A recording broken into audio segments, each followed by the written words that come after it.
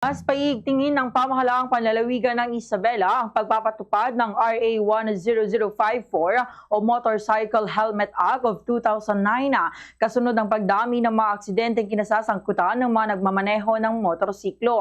Sa panayam ng Bombo Radyo Kawan kay Police Captain Scarlett Tupinio, Information Officer ng Isabela Police Provincial Officer IPPO, sinabi niya na sa koordinasyon ng IPPO, PNP iSmart, Public Safety Office at LTO Region 2, hihigpitan ang implementasyon ng batas na nag-aatas sa mga motorista na magsuot ng helmet na may PS o Philippine Standard Mark at ICC o Import Eco-Commodity Clearance Sticker.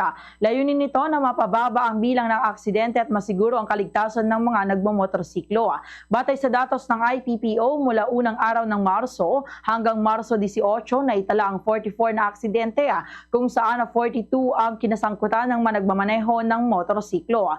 Kabilang sa mga pangunahing sanhi ng aksidente ang overspeeding o speeding, paglabag sa traffic rules at hindi pagsusuot ng angkop na helmeta. Dagdag pa ni Tupinio, magsasagawa rin ng mga pulis ng road checkpoints at helmet inspection operations sa iba't ibang lungsod at bayan ng Isabela.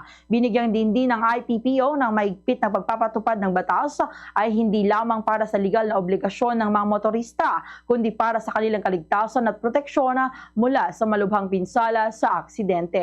Ganito ang bahagi ng pahayag ni Police Captain Scarlett Tupinio. Hiling lang naman po namin yung kooperasyon po ng bawat isa at sana po sana hindi po ito magdulot ng negatibong impresyon po sa ating mga kapulisan, Sir Kervin, kasi ang hangad po namin, yes Sir Kervin, kasi baka humamaya hindi naman po natin naiiwasan may mga negative comments po regarding po dun sa pag-i-implement po natin. But on the part of the PNP, Sir Kervin, pinapatupad lang po natin yung batas po na meron po tayo para sa kaligtasan po natin lahat. Kasi Sir Kervin, yung kaligtasan po natin sa kalsada, obligasyon po natin lahat yan.